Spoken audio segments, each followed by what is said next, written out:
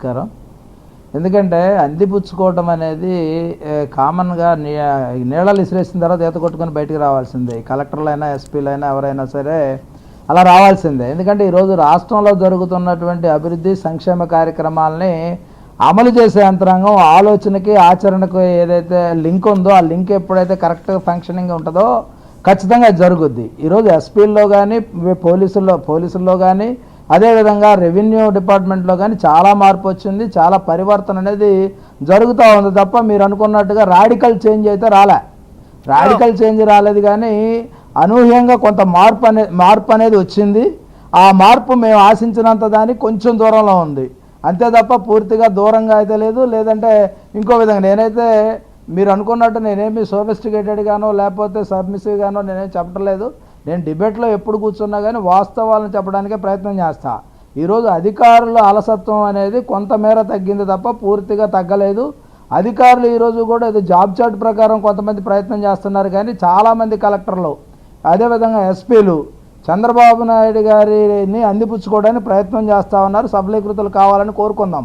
అది ఒక పక్కన ఉంటే ఏదైతే తెలుగుదేశం పార్టీ ఆవిర్భావంలో 1982లో జరిగినటువంటి ఆవిర్భావ సమయంలో ఏదైతే విధ్వంసం ఉందో తెలుగుదేశం పార్టీ పెట్టిన తర్వాత వికాసం వైపు ఏ విధంగా వెళ్ళిందో అదే పరిస్థితులు మొన్న 2024లో కూడా ఉన్నాయనేది నిర్వివాదాంశం. ఎవరికి కూడా అనుమానం అక్కర్లేదనేది నేనైతే భావిస్తా ఉన్నాను. ఎందుకంటే ఆ రోజు అన్న నందమూరి తారక రామారావు గారు పార్టీ పెట్టినప్పుడు పేద ప్రజల కడుపు నింపాలి, వాళ్ళకు గూడు ఇవ్వాలి, కూడు పెట్టాలి, అదేవిధంగా పూర్తిగా వాళ్ళకి కనీసం బట్టలు కూడా లేని పరిస్థితి ఆ రోజు ఉంటే వాళ్ళందరికీ సమగ్రంగా ఏర్పాటు చేయాలనే ఆలోచనతో పక్కా గృహాల నిర్మాణం దగ్గర నుంచి అన్నీ కూడా చేసుకుంటూ వచ్చారు. ఈరోజు మళ్ళీ 5 ఏళ్ల పాలనలో జగన్మోహన్ రెడ్డిని, ఎందుకంటే పరనింద అనేది ఇప్పటికి 9 నెలలు అయిపోయినప్పుడు మేము ఆయన నిందిస్తూ కూర్చోవడం కరెక్ట్ కాదు. కానీ ఆ జరిగినటువంటి విధ్వంసం ఏదైతే ఉందో ఆ విధ్వంసం నుంచి వికాసం వైపు వెళ్ళాలంటే ఖచ్చితంగా, ఎందుకంటే ఏ కెలామిటీ నుంచైనా ఓవర్కమ్ చేసినప్పుడు ఆ కెలామిటీ మిగిల్చినటువంటి విషాదం ఏదైతే ఉందో ఆ విషాదాన్ని తలుచుకొని దాన్ని అధిగమించాలి. ఎందుకంటే జపాన్లో హిరోషిమా నాగసాకి మీద బాంబు దాడి చేసిన తర్వాత ఏ విధంగా ప్రజలు సమాయత్తమయ్యారు, ఏ విధంగా వాళ్ళు వచ్చారనేది మనం ఆలోచన చేస్తే వాళ్ళు ఆ విధ్వంసం జరిగిన తర్వాత ఏ విధంగా రియాక్ట్ అయ్యి బయటకు రావాలని ఆలోచన చేశారు. నిన్న రెవెన్యూ రిలేటెడ్ క్వశ్చన్ ఒకటి అడుగుతా.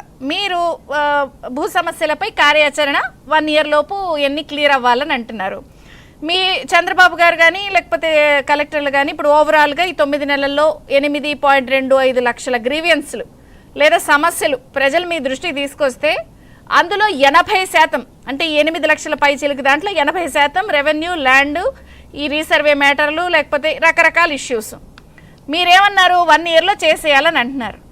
అసలు ఇవన్నీ 1 yearలో సెటిల్ చేయడానికి రెవెన్యూ డిపార్ట్మెంట్లోనే ప్రాబ్లం సాల్వ్ చేయడానికి లంచాలు అడుగుతున్నారని ప్రజలు బాహాటంగా బయటకు వచ్చి అంటున్నారు. దీన్ని మీ దృష్టికి వచ్చిందా? మరి 1 yearలో అవుతుందా? ఇవన్నీ నేలలో ఉండే చేయాలంటే కొంత డబ్బులు ఇవ్వాలంటున్నారంట. నేను అనేది అదేనమ్మా.